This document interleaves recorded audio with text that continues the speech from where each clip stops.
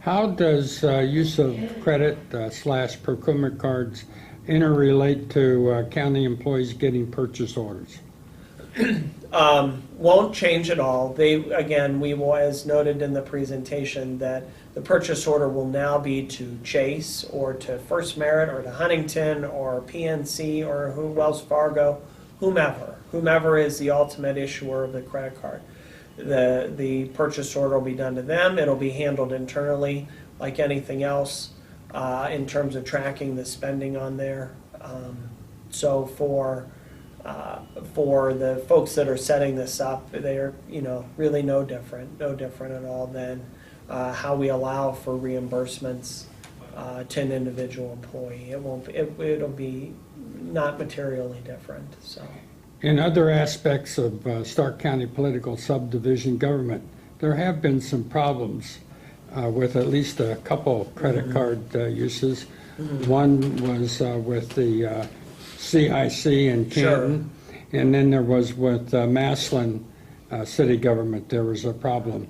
I'm sure you're thoroughly familiar with what happened there. Yeah. And so now this is a segue into monitoring the use of the cards, and how's that going to be structured? Is it going to come out of the auditor's office? Well, I think, and certainly every day we'll be monitoring the transaction. The chief deputy will have access. Somebody has to be the administrator of the whole thing. One person. We've agreed between the commissioner's office and mine that our office would serve as the administrator, managing the limits with, with the commissioner's consent. And then watching the activity every day. Now we can set up other users, like the county administrator, or like the budget director, or like myself, to be able to see all the transactions going on. So we can have multiple people in the county that are viewing the activity every day. Also, each department can see what's going on in their own department. So the credit card user may have access to view that, but then their supervisor, that elected official, or that department head may have access to view. We can give, any one of the department heads their own access to see what's going on too. In those instances, what happened there, to your point, the two you referenced, there wasn't a lot of check and balance at the end of the day, though I think in Massillon there was a little bit more. That's how it got caught. Over there, the CIC maybe not so much. Here, we already have two levels of approval, right? The department has to approve it to be paid, and we have to approve it to be paid on any purchase right now. So this will be no different. We being the auditor's office? We being the auditor's office. Okay. So on any reimbursement, this is really no different than any reimbursement. So will there be real-time monitoring? For instance, my personal situation, I go make a credit card purchase. Yeah, you see it right away. I can get online and see it right away. Will the county have that ability? Oh, we will have that ability, whether we're getting constant alerts every time the card's being used. I don't know that will be the case. I think going in and monitoring, we have our procedures in the morning where we come in and we log into the bank account and we see what's coming and going from the bank account. So we're constantly monitoring the activity there, looking for anything out of the ordinary, watching for things, more often it's watching for big checks to clear, watching for big deposits to come in. This will be no different, where we go in and log every day and let's see the activity on the credit card last night. And you can be assured that if something looks out of the ordinary, there's a call to the department right away, because we're going to know exactly who did it. So if there's a case of fraud or misuse in that, or the card number stolen or something like that, we'll be able to tell exactly which card number that is. We'll be able to make the phone call, make some determinations on our end, and then take the appropriate action.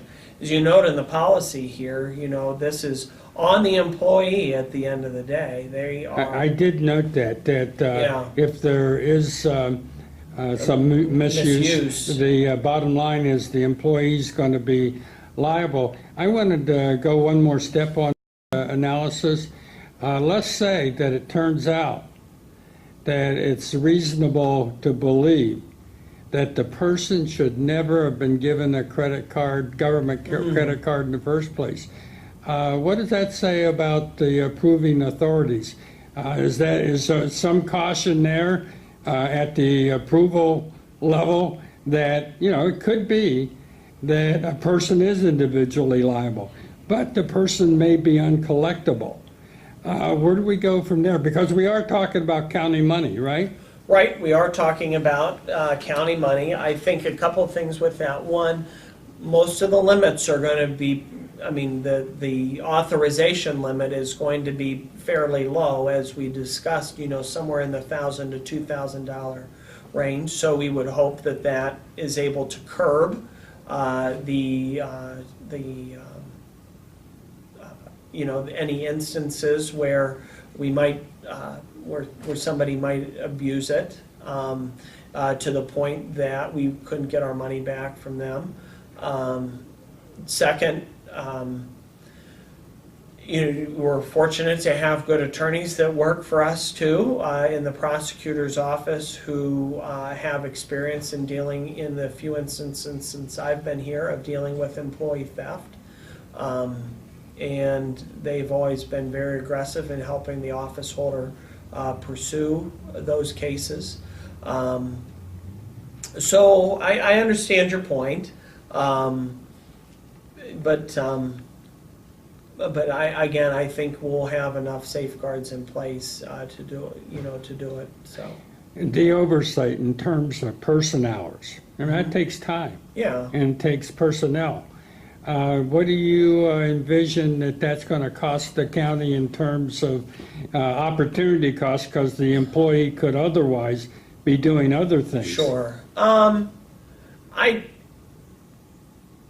I've talked to Mike about this, Mike Minor, the chief deputy, who will be the one, as I've indicated, reviewing this on any given day, he doesn't see, even with the volume, he doesn't see it as being too onerous. Again, think about it. What he's going to be looking for every day is general activity, general trends, things like that, to make sure that, okay, they went to Lowe's, they went to Ace Hardware, so-and-so had a hotel rental, things like that.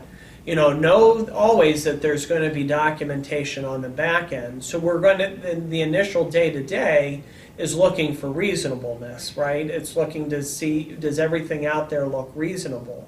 The checking comes on the back end, like it always has, where it's happening first at the department level and second and when it gets to our office to say, was the spending lawful and purposeful?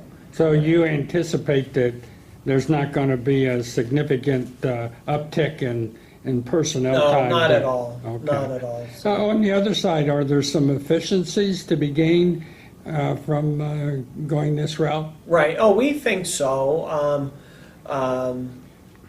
Certainly from the employee standpoint, do they have the ability to transact business near immediately, as opposed to going to get a purchase order, getting a vendor set up in our system.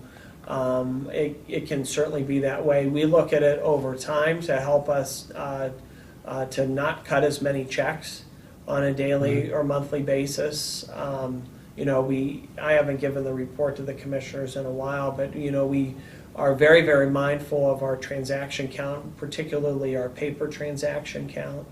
So that equals people time, right? Well, it does, but it's, there's cost of printing, cost of paper, cost of postage anytime we send things out. So the more streamlined we can get in that way, really the better off we are. I mean, think about it. We pay Staples darn near every day, right? Because everybody uses them, right? We pay, though we can't necessarily use it, but this is thinking ahead, we can't use our credit card to pay the electric bill, but we pay AEP nearly every single day, AT&T nearly every single day, because we manage all these accounts. Our current finance system doesn't allow us to be smarter about the way that we pay to batch things together, if you will, but using a credit card can do this, can really help us in that regard. So